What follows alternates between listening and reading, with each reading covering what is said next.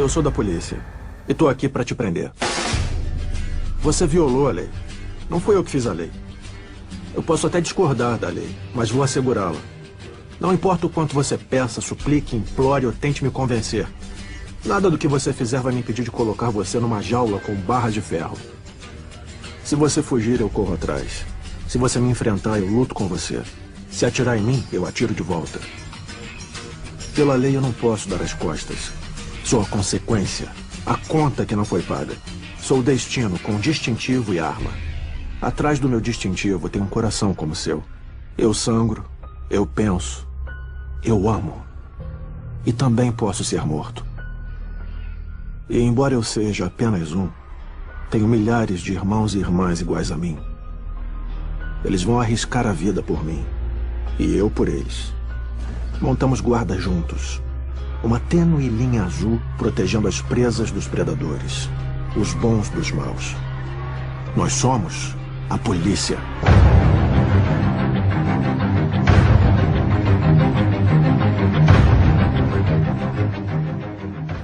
Boa tarde a todos, novamente. Estamos aqui hoje para dar uma revisão de véspera de penal, processo penal e legislação especial. Peço que dúvidas sejam colocadas no chat, ao final eu respondo algumas que eu entender pertinente, conveniente. Qualquer dúvida, estou à disposição lá no meu Instagram, já vou colocar ali para vocês. Para quem não me conhece, meu nome é Flávio Vilela, sou delegado de polícia aqui do estado de São Paulo. Fui escrivão do edital 2017, passei para investigador também, no mesmo edital de delegado, no edital 2022. É um concurso que eu vivo há aproximadamente quase 8 anos, então conheço bem tanto a banca quanto o que eles gostam de cobrar, os professores da banca. Então, a ideia é tentar pegar todos os assuntos aqui na revisão de véspera mais pertinentes, os que mais caem normalmente, para que ao menos uma questão, seja de penal, processo penal, legislação especial, tenha aqui na revisão hoje. Vou compartilhar os slides aqui com vocês. Bom, deixei meu Instagram aí, qualquer dúvida pode mandar lá no direct, quero que todos me contem também, acabando a prova, como foi, o que foi perguntado, se ficou confiante, qualquer dúvida e feedback, por favor, mandar lá. Vamos lá, sem mais delongas, primeiro tema, tempo e lugar do crime. Sempre cobra bastante, principalmente as teorias, no tocante ao tempo do crime, no Brasil, a teoria da atividade. Alguém entrou com o microfone ligado, se puder desligar, por favor. Eu vou silenciar a pessoa. Resolvido, voltando. Quanto ao tempo e lugar do crime, no Brasil, em relação ao tempo, adotamos a teoria da atividade, cai bastante. O que seria a teoria da atividade? Ela é considerada que o crime é praticado no momento da ação ou omissão, ou seja, no momento da conduta, ainda que o resultado ocorra em outro momento. Por que é interessante saber o tempo do crime? É muito interessante, principalmente nos casos de adolescente. Por exemplo, adolescente com 17 e 11 meses de vida atira com uma pessoa com ânimos necande, ou seja, com a intenção de matar. Essa pessoa não morre nesse primeiro momento, morre depois de 2 meses em razão das complicações advindas do tiro. Ele vai responder por ato infracional e não crime em razão da teoria da atividade. Já no lugar do crime, temos a teoria da ubiquidade ou teoria mista, ou seja, o crime é praticado tanto no local da conduta, ou seja, no local da ação ou omissão, quanto no local onde produziu ou deveria se produzir o resultado. É muito comum, o mnemônico, já deixei aí, todos já devem conhecer, o luta, lugar. Então, ubiquidade, tempo, atividade. Então, são duas questões que aparecem muito, e a gente torce para aparecer, são questões bem tranquilas. Indo para o próximo tema, teoria do crime. Qual o conceito de crime? Temos 3 aspectos para ser analisado o conceito de crime. O critério formal ou legal, que crime é toda conduta prevista em lei como crime. No Brasil, mais especificamente, é toda infração penal. Aqui a lei combina a pena de reclusão ou detenção. Mais para frente, vamos ver esse conceito novamente, no momento de diferenciar das contravenções penais. O conceito material de crime, que crime é aquela conduta que afeta de maneira significativa um bem jurídico relevante de terceira pessoa, então, mediante uma lesão ou exposição a perigo, afeta de maneira significativa um bem jurídico de terceira pessoa. E, por fim, o critério mais famoso, que é o critério analítico, adotamos no Brasil majoritariamente a teoria tripartida, que o crime é composto por fato típico, ilícito e culpável. Perguntas frequentes sobre fato típico e seus elementos. O que é o nexo causal? qual a teoria adotada no Brasil em relação ao nexo causal, quais os vetores para aplicação do princípio da insignificância, diferenciar a culpa consciente do dolo eventual, o que é um crime doloso, o que é um crime culposo, o que é tentativa, e definir crime culposo e seus elementos. Vamos lá destrinchar todas essas perguntas. Vetores do princípio da insignificância, que afasta um dos elementos do crime, que é a tipicidade material. Os vetores é o MARE, mais um mnemônico para vocês, mínima ofensividade da conduta, ausência de periculosidade social da ação, reduzido grau de reprovabilidade do comportamento, inexpressividade da lesão jurídica provocada. Um exemplo de aplicação do princípio da insignificância é o furto de uma flor de um jardim. Dolo e culpa, eles estão no elemento conduta, entre os elementos do fato típico, conduta, resultado, nexo causal e tipicidade, os elementos do fato típico, só relembrando. Crime doloso, é muito bom, quando a gente pergunta o que é dolo, você já trazer o conceito legal, que é o conceito do Código Penal. O que é dolo? É quando a gente quis o resultado, que é o dolo direto, ou assumiu o risco de produzi-lo, conhecido como dolo eventual. Trouxe o conceito doutrinário também, de dolo eventual, um conceito básico, que você pode explanar para o examinador. Basicamente, representa a vontade consciente, é o elemento volitivo mais cognitivo, de realizar os elementos do tipo penal. Então, basicamente, vontade consciente, abrangendo o elemento volitivo e o elemento cognitivo. E o dolo eventual, o que seria? O dolo eventual é quando a gente prevê o resultado. Então, ele tem a consciência que aquele resultado pode ocorrer. Ele tem a previsibilidade subjetiva. E assume o risco de produzir o mesmo resultado, mesmo sabendo dessa probabilidade de algo dar errado. Já vou diferenciar da culpa consciente, que é a pergunta clássica de prova. Crime culposo. Também é interessante adotar o conceito do Código Penal, que o crime culposo é quando a gente deu causa ao resultado por imprudência, negligência ou imperícia, ou seja, violação de um dever objetivo de cuidado. Outra pergunta frequente, elementos do crime culposo. Quais são? Conduta voluntária, ou seja, a conduta, ele quer praticar a conduta, dirigir em alta velocidade, por exemplo. Mas o resultado que ele produz é involuntário na culpa. Então, a conduta é voluntária, mas o resultado involuntário, ou seja, ele não quer. Salvo na culpa imprópria, que eu não vou adentrar, porque é algo já mais aprofundado, isso seria mais para delegado de saber o que é a culpa imprópria. Continuando nos elementos, violação de um dever objetivo de cuidado, quais são? Negligência, imperícia ou imprudência, já vou destrinchar também sobre esses conceitos. O nexo causal, ou seja, o liame entre a conduta e o resultado involuntário. A tipicidade, adotamos a excepcionalidade do crime culposo no Brasil. Só vai ser punido a título de culpa se previsto em lei. Diversos crimes não têm a forma culposa, como, por exemplo, o dano. Então, tem que estar previsto em lei. E, por fim, a previsibilidade objetiva sobre o critério do homem médio, que tem que ter um esforço intelectual razoável para imaginar que aquele resultado involuntário poderia ocorrer. Por base dessa previsibilidade objetiva, esses são os elementos dos crimes culposos. Continuando, as modalidades de culpa. Na negligência, a culpa por omissão. A gente deixa de fazer algo que deveria. Então, ele não toma as cautelas necessárias para que sua conduta não venha a lesar o bem jurídico terceiro. Por exemplo, não calibre os pneus. Imprudência é a conduta do afoito, é a culpa no agir, aquele que pratica atos temerários, se não com a duna ou com a prudência que se deve ter na vida em sociedade. Dirigir, por exemplo, em alta velocidade. Por fim, a imperícia é o desconhecimento de uma regra técnica a respeito do exercício de uma arte, ofício ou profissão para a prática de determinada conduta.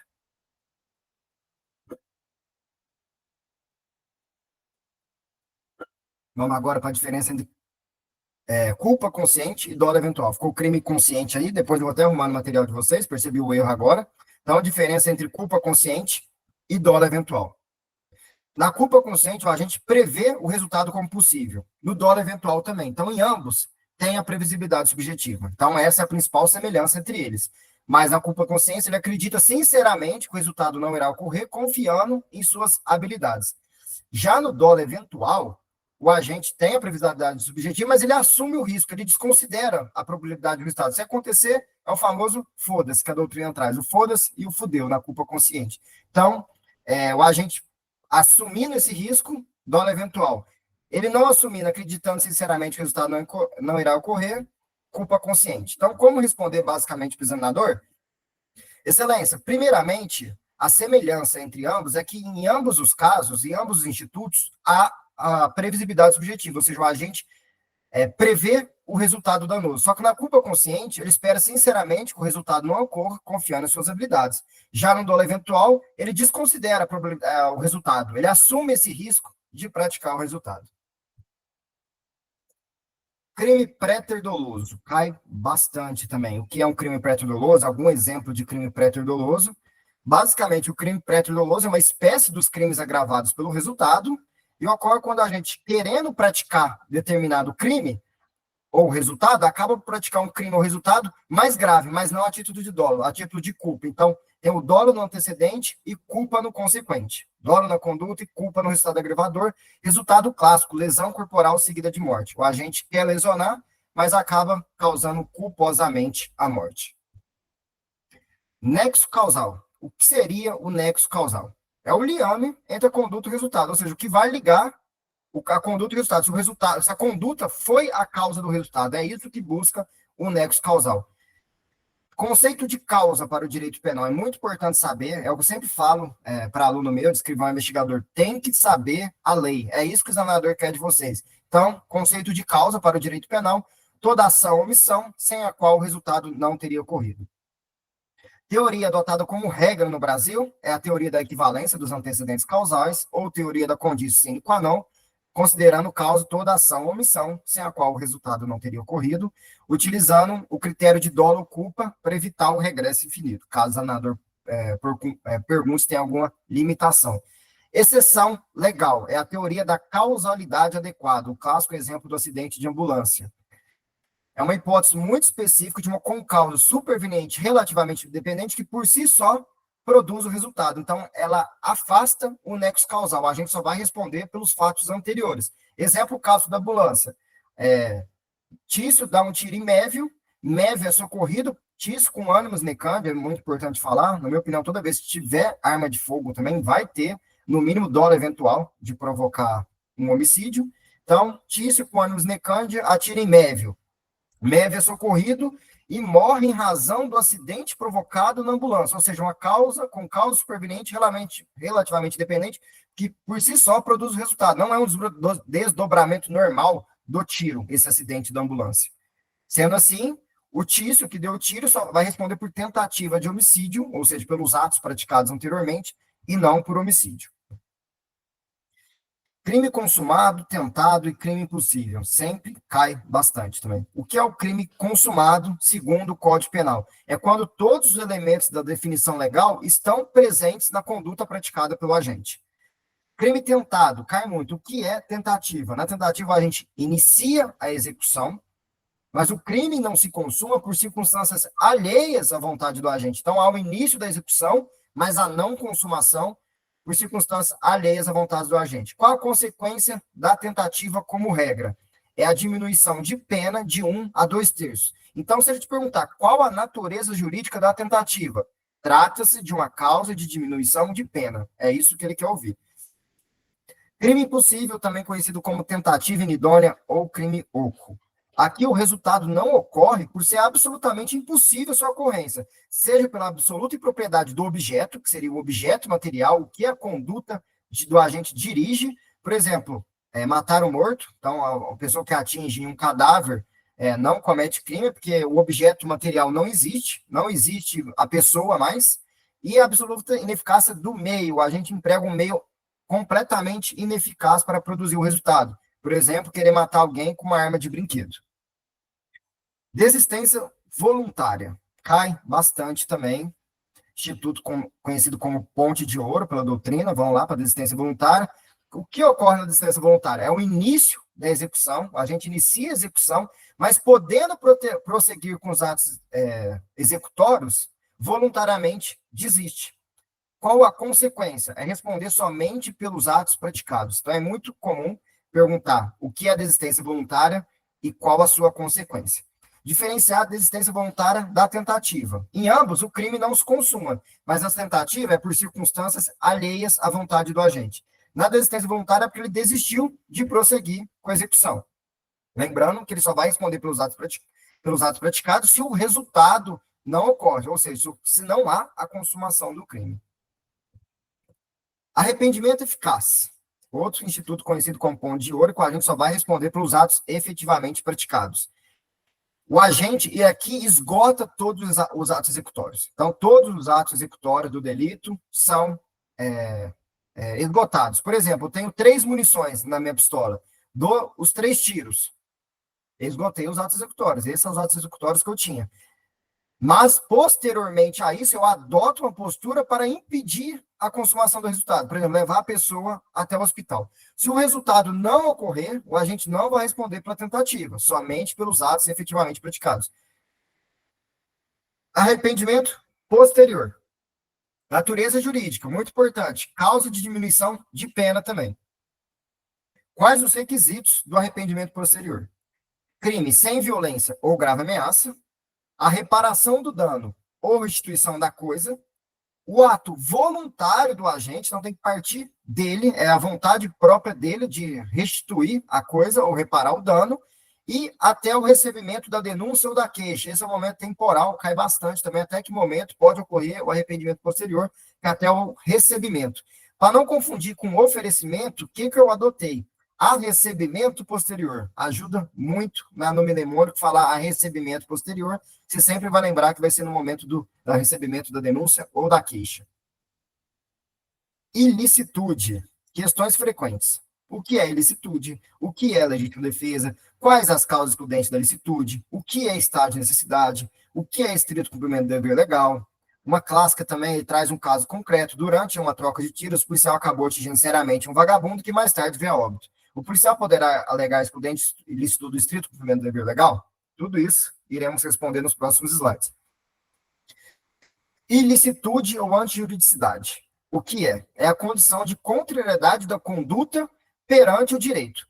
Toda conduta típica presume-se ilícita. Essa é a presunção. Ela só não será ilícita, ou seja, contrária ao ordenamento jurídico, se presente uma causa de exclusão da ilicitude. As genéricas estão previstas na parte geral do Código Penal, que já vamos abordar sobre elas, e temos também específicas, que são aquelas próprias de determinados crimes, como as hipóteses de aborto legal, que são previstas ou na parte especial ou na legislação esparsa. Estado de necessidade. Cai muito que é o estado de necessidade, então eu trouxe o conceito legal, trouxe os requisitos. Vamos primeiro para o conceito legal. Considere esse estado de necessidade quem pratica o fato para salvar de perigo atual, que não provocou por sua vontade, nem podia de outro modo evitar, direito próprio à lei, cujo sacrifício nas circunstâncias não era razoável exigir-se. Lembrando, se o bem sacrificado for de valor maior que o bem protegido, não há justificação, mas, contudo, incide uma causa de diminuição de pena. A conduta continua sendo ilícita, mas há uma causa de diminuição de pena. Requisitos do estado de necessidade. Agora, desdobrar o conceito de estado de necessidade. A conduta, o perigo gerado, não pode ter sido criado voluntariamente pelo agente, ou seja, não pode ter dado causa ao perigo atual.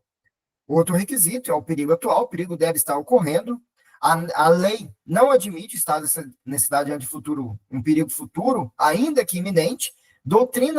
Parte da doutrina entende que é possível o perigo iminente, mas eu aconselho, se o examinador perguntar, adotar o critério legal, que é somente o perigo atual. A situação de perigo deve estar expondo a lesão a um bem jurídico do próprio agente ou de um terceiro. O agente não pode ter o dever legal, o jurídico, de impedir o resultado, por exemplo, um bombeiro. O bem jurídico sacrificado deve ser de valor igual ou inferior ao bem protegido. Então, o agente protege para proteger sua vida, tira a vida de outra pessoa, por exemplo. Então, bem jurídico de iguais valores, ou bem protegido ser menor. Então, para salvar minha vida, eu destruo o patrimônio alheio, por exemplo. Então, o bem jurídico tutelado, sacrificado, tem que ser igual ou inferior ao bem protegido. Se for de maior valor, como eu já expliquei, há uma causa de diminuição de pena. E a atitude tem que ser necessária, ou seja, agir nos estritos limites do necessário. Caso se exceder, vai responder por excesso, seja a título culposo ou a título doloso. Espécies de estado de necessidade. O agressivo é aquele que o agente sacrifica o bem jurídico de um terceiro que não provocou a situação de perigo. Por exemplo, uma casa pegando fogo em razão de alguém ter colocado fogo nessa casa, e para minha sobrevivência eu acabo tendo que matar um terceiro inocente que não tinha provocado a situação de perigo. O defensivo é contra aquele que ocasionou a situação de perigo. Seria quando eu sacrifico, por exemplo, o bem jurídico, a vida daquele que colocou o fogo na residência. Real, quando a situação de perigo efetivamente existe, e o putativo, quando a situação de perigo não existe. Existe apenas na imaginação do agente.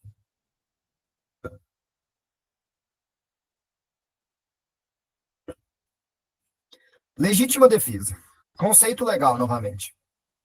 Entende-se em legítima defesa quem, usando moderadamente dos meios necessários, repele uma injusta agressão atual ou iminente a direito seu ou de outro. Então, olha lá, requisitos. Primeiro, a agressão ser injusta. Não cabe diante de uma agressão justa, portanto. Atual ou iminente, ou seja, a agressão deve estar ocorrendo ou prestes a ocorrer. Contra direito próprio ou alheio, ou seja, eu posso exercer a legítima defesa para me proteger, quanto também para proteger um terceiro. E a reação deve ser proporcional, ou seja, a gente tem que se valer dos meios necessários e de forma moderada. Caso se exceder, vai responder pelo excesso culposo ou doloso. Lembrando que os meios necessários são os meios que eu tinha à minha disposição no momento da prática. Por exemplo, se o Anderson Silva vem me bater e eu só tenho uma arma de fogo para me proteger, esse seria o meio necessário. Não tem como me defender do lutador de vale tudo. Bom, na legítima defesa, uma observação importante, diferentemente do que ocorre em estado de necessidade, o agredido não é obrigado a fugir, ou seja, não é exigido o cômodo de cessos, caso doutrinários, que a saída é mais cômoda, ainda que possa. Então, a lei não me dá não me obriga a ser covarde, vamos dizer assim. Eu posso enfrentar essa agressão injusta. Espécies de legítima defesa. Temos a legítima defesa agressiva, quando o agente pratica um fato previsto como infração penal. Temos a legítima defesa defensiva, quando ele se limita a se defender, não atacando nenhum bem jurídico do agressor, então ele apenas se defende e não causa uma infração penal.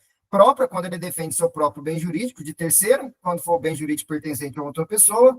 O real, quando a agressão, a iminência dela realmente acontece no mundo dos fatos. E, por fim, a putativa é aquela que não ocorre, só ocorre no fruto da imaginação do agente. Estrito cumprimento do dever legal. O estrito cumprimento do dever legal, a gente pratica o fato típico, mas o faz cumprindo um dever que está previsto em lei. O exemplo policial que prende o agente que está em uma situação flagrancial. Ele não vai cometer nenhum sequestro, nenhum constrangimento ilegal, porque ele está no estrito cumprimento do dever legal. Exercício regular de direito.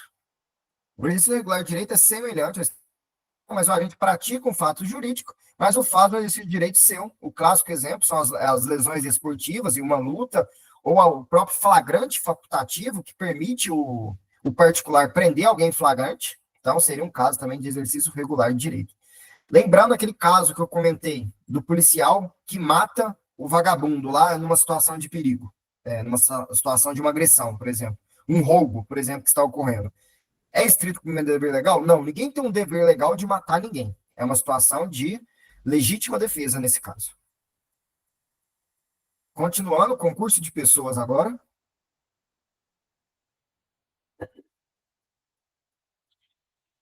Questões frequentes no concurso de pessoas. Primeiro, qual a teoria adotada no tocante ao concurso de pessoas? Segundo, quais os requisitos para a configuração do concurso de pessoas? O que é um crime de concurso necessário ou plurissubjetivo? O que é autor imediato? Qual a diferença entre autor e partícipe? E o que é cooperação dolosamente distinta? Vamos destrinchar todas nos próximos slides. Primeiro, o conceito de concurso de pessoas, que basicamente é a colaboração de dois ou mais agentes para a prática de uma infração penal. Então, é dois agentes que se colaboram, que há um liame subjetivo entre eles para praticar determinada infração penal. Teoria adotada no Código Penal é a teoria monista ou temperada, que todos aqueles que participam da conduta delituosa respondem pelo mesmo crime, mas cada um na medida de sua culpabilidade. Artigo 29, basicamente, fala isso. Quem, de qualquer modo, concorre para a prática do crime, incide nas penas combinadas na medida de sua culpabilidade. No entanto, há exceções pluralistas à teoria monista, ou seja, os agentes praticando o mesmo fato, mas respondendo por crimes distintos. É o caso do aborto praticado por terceiro com consentimento da gestante, em que a gestante vai responder pelo crime do artigo 126, ela consentindo para o aborto, e o terceiro pelo crime do 124. Então, há exceções pluralistas à teoria monista no Código Penal. Costuma aparecer, mais para delegado, mas também já havia aparecido para escrivão investigador. Duas espécies de concurso de pessoas. O concurso eventual, em que o tipo penal não exige que o fato seja praticado por mais de uma pessoa, e o concurso necessário, aquele que o tipo penal exige necessariamente que a conduta seja praticada por mais de uma pessoa. Exemplo clássico, a associação criminosa. Ficou criminal aí, mas associação criminosa, artigo 288, exige a presença de 3 ou mais agentes. Requisitos do concurso de pessoas. Eles gostam bastante, cai muito, tanto em todas as carreiras aparece bastante. Primeiro, pluralidade de agentes. É necessário que tenhamos mais de uma pessoa para colaborar com o fato criminoso. Relevância causal da colaboração, ou seja, se vê se aquela participação, se aquela colaboração deu causa ao resultado. O exemplo clássico da doutrina traz de uma conduta que seria uma participação, mas sem relevância causal, e por isso que não incide no concurso de pessoas, é o caso, por exemplo, que Mévio empresta uma arma de fogo para Tício, para ele matar determinada pessoa, e no momento de matar, Tício não usa arma, usa uma faca. Então, não tem essa relevância causal na colaboração. O vínculo subjetivo, o liame subjetivo, ou seja, um aderir à conduta do outro, não é necessário o prévio ajuste, basta que um adira à conduta do outro. Eu trouxe o exemplo, por exemplo, que vocês veem que não é necessário a prévia combinação, que é o caso, por exemplo, da empregada doméstica, que fica sabendo que 2 infratores vão invadir a casa do patrão, e aderindo à conduta das infratores, ela deixa o alarme destrancado, o alarme desativado e a porta destrancada. Então, ela está aderindo à conduta dos infratores, ainda que eles não saibam. Então, ela entraria nesse concurso de pessoas. Identidade de infrações penais, todos os agentes vão responder pelo mesmo crime, e homogeneidade do elemento subjetivo, ou seja, todos agindo com dolo, todos agindo com culpa. Trouxe um exemplo aí, que um age com dolo e o outro com culpa, então não tem concurso de pessoa. Então, todos têm que agir com o mesmo elemento subjetivo. Conceito de autor. Cai bastante, e eu aconselho a usar a teoria adotada, que é a teoria restritiva, é o objetivo formal, que autor é aquele que pratica o verbo nuclear. Se respondendo ao simples examinador, não vai ter erro se ele perguntar o que é autor. Autor, excelência, segundo a teoria restritiva, representa aquele que pratica o verbo nuclear. Quem seria o partícipe? O partícipe é aquele que tem um comportamento acessório. Ele então auxilia o autor principal. 3 formas. Por induzimento, ele cria a ideia. Instigação, ele reforça a ideia já existente. E o auxílio material. Então, temos a participação moral, por induzimento ou instigação, e a participação material, que ele fornece meios e condições para a execução do crime. Coloquei como observação para vocês. Punibilidade do partícipe, adoção da teoria da acessoriedade, que é a sociedade limitada. Então, para o partícipe responder pelo delito, basta que o autor pratique um fato típico e ilícito, não é necessário ser culpável. Então, por exemplo, pensar aqui rapidamente no exemplo só para ilustrar. A pessoa que colabora para um inimputável. O inimputável pratica um fato típico, ilícito, mas não culpável. Mesmo não sendo culpável, o partícipe vai responder também. Então, teoria da associariedade limitada. Autoria imediata. Eles gostam muito, conhecido pela doutrina como o homem de trás. É aquele que se utiliza de uma pessoa, do autor imediato, como instrumento para a prática do delito. Ou utilizando o autor imediato que age sem dolo, por exemplo, um erro provocado por terceiro, ou um autor imediato que age sem culpabilidade, como na coação moral irresistível, que é uma inexigibilidade de conduta diversa. Cooperação dolosamente distinta, também conhecido como desvio subjetivo da conduta ou participação em crimes graves. Vamos primeiro para o conceito do Código Penal, que é isso que a doutrina basicamente deu nome ao artigo do Código Penal. Se algum dos concorrentes quis participar de crime menos grave, ser-lhe-á aplicada a pena deste. Essa pena será aumentada, no entanto, até metade, se for previsível o resultado mais grave. Então, basicamente, é uma combinação entre 2 criminosos para praticar crime menos grave, e no momento da execução, um dos criminosos, por sua conta e risco, comete um crime mais grave, ou comete outros crimes não combinados. Dessa forma, o agente que não assumiu esse risco, que não queria esse crime mais grave, ele só vai praticar pelo crime menos grave que ele queria praticar. Então, basicamente, exemplo clássico também, vão fazer um furto, eles combinam um furto, 2 agentes. Um fica lá esperando vigiando a casa para ver se ninguém chega, se a polícia não aparece. Enquanto isso, o outro lá dentro mata uma pessoa utilizando arma de fogo.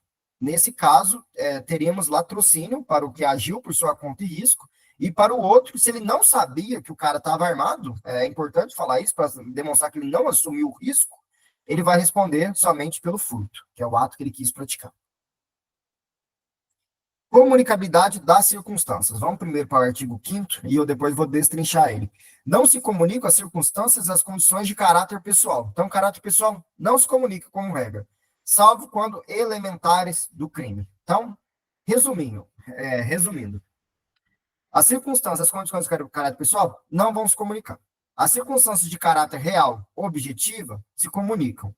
E as elementares sempre vão se comunicar, seja elas objetivas ou subjetivas. Só dando um exemplo de circunstância objetiva, está relacionado muito ao instrumento, ao modo em que o crime foi praticado. E as circunstâncias subjetivas, condições subjetivas, muito relacionado à motivação do crime. Concurso de crimes. Perguntas frequentes. O que é o concurso formal de crimes? Quais os requisitos para a caracterização do crime continuado? Diferencia o concurso material do concurso formal. O que é o concurso material benéfico? Vamos destrinchar.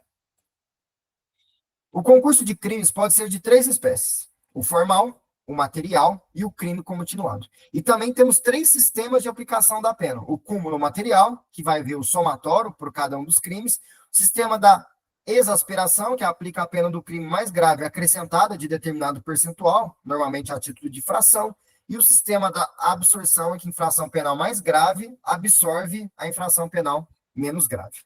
Vamos ver quais sistemas de aplicação da pena é aplicado em cada um dos concursos. Concurso material. Basicamente, temos 2 ou mais condutas praticando 2 ou mais crimes. Então, sempre mais de uma conduta praticando mais de um crime. Pode ser homogêneo, quando todos os crimes praticados são idênticos, o agente pratica 2 homicídios, por exemplo, ou heterogêneo, quando os crimes praticados são diferentes, um roubo e um homicídio. O sistema de aplicação da pena aplica o sistema do cúmulo material. As penas serão, portanto, somadas. Formal. Aqui temos uma só conduta produzindo 2 ou mais crimes. 2 espécies também. O homogêneo, quando todos os crimes praticados são idênticos; o heterogêneo, quando os crimes praticados são diferentes. Com 2 espécies do concurso formal: o perfeito e o próprio, e o imperfeito ou impróprio. O perfeito ou próprio não há desígnios autônomos. Basicamente é isso. O agente com uma só ação acaba causando 2 ou mais crimes, mas sem essa vontade de praticar 2 ou mais crimes. Não tem desígnios autônomos, portanto.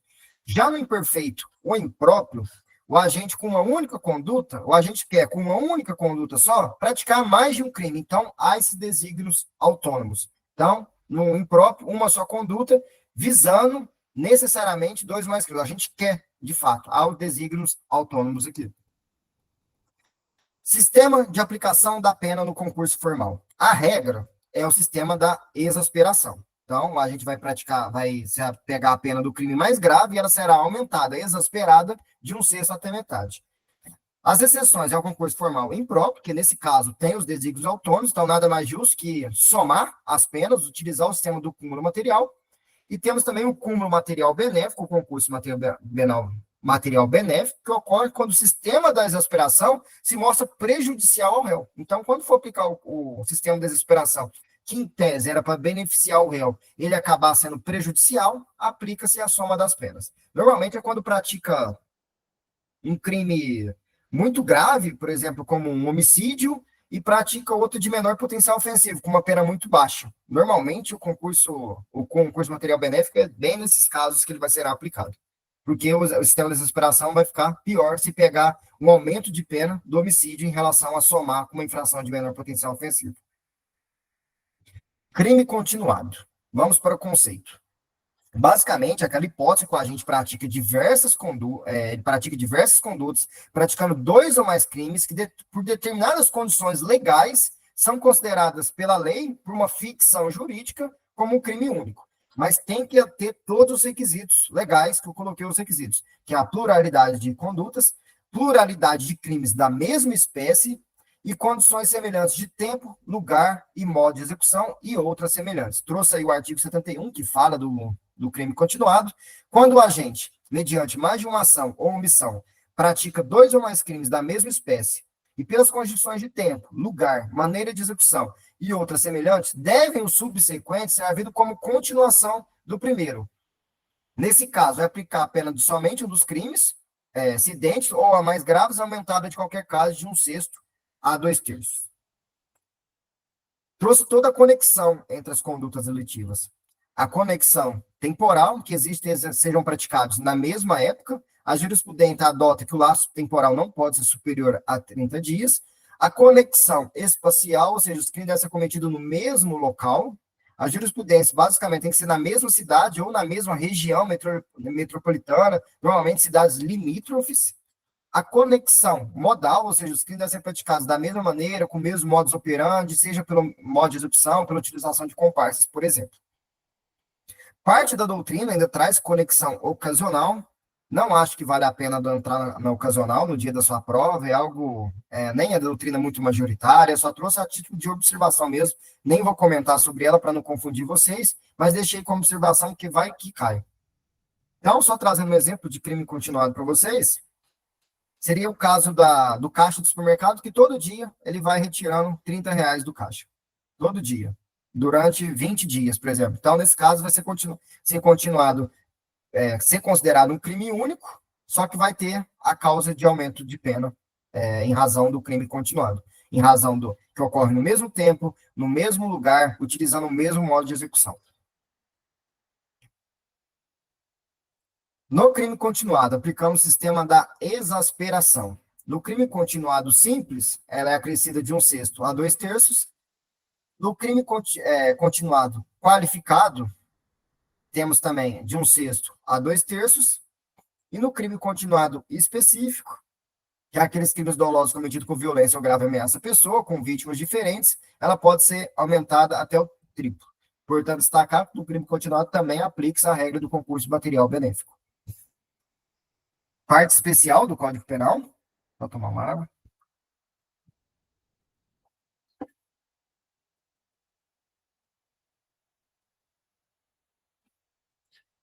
Os temas que serão abordados na parte especial, tentei pegar os que mais caem, que são os crimes contra a vida, os crimes contra a honra, contra o patrimônio e contra a administração pública. Crimes contra a vida, perguntas frequentes. O que é o homicídio privilegiado? Quais os tipos de aborto permitidos no Brasil? O que é o crime, se o crime de infanticídio ou aborto pode ser praticado culposamente?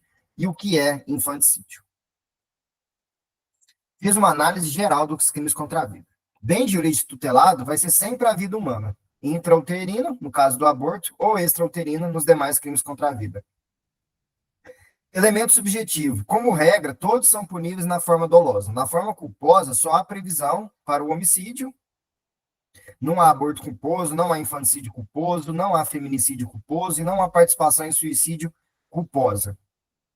Todos são punidos com reclusão, à exceção dos crimes de homicídio culposo, que é punido a título de detenção, o infanticídio também é a título de detenção, e o aborto provocado pela gestante ou consentimento para a realização de aborto também em detenção.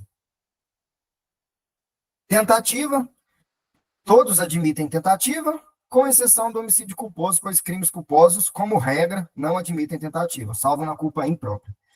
Perdão judicial, ele só é previsto para um homicídio culposo. Lembrando só que o perdão judicial é quando o crime causado atinge o agente de forma tão grave que a pena se torna desnecessária. Isso é uma causa de extinção da punibilidade. Sujeito ativo. Todos são crimes comuns, podendo ser praticados por qualquer pessoa. Como regra, né? Temos exceção. Infanticídio. Só a mãe, logo após o parto, sob a influência do estado corporal, pode praticar o crime, então é um crime próprio. E o aborto praticado pelas gestantes. Só a gestante pode cometer esse crime. É considerado um crime de mão própria, somente a gestante. Ação penal, todos os crimes contra a vida são de ação penal pública incondicionada. Homicídio privilegiado. Primeiro, natureza jurídica, é uma causa de diminuição de pena. Os requisitos são todos de ordem subjetiva, está muito relacionado à motivação do crime. Então, é o relevante valor moral, o relevante valor social, ou sob o domínio de violenta emoção, logo após a injusta agressão da vítima. Relevante valor moral é matar, por exemplo, o cara que estuprou a filha. Relevante valor social, exemplo clássico da doutrina, é matar o traidor da pátria. Lembrando que o valor moral é de ordem pessoal, valor social está relacionado à coletividade. Poderia ser, na minha opinião, matar o estuprador do bairro, é um exemplo mais, que seria mais corriqueiro, mais prático. E, por fim, sobre o domínio de violenta emoção, logo após uma injusta agressão da vítima.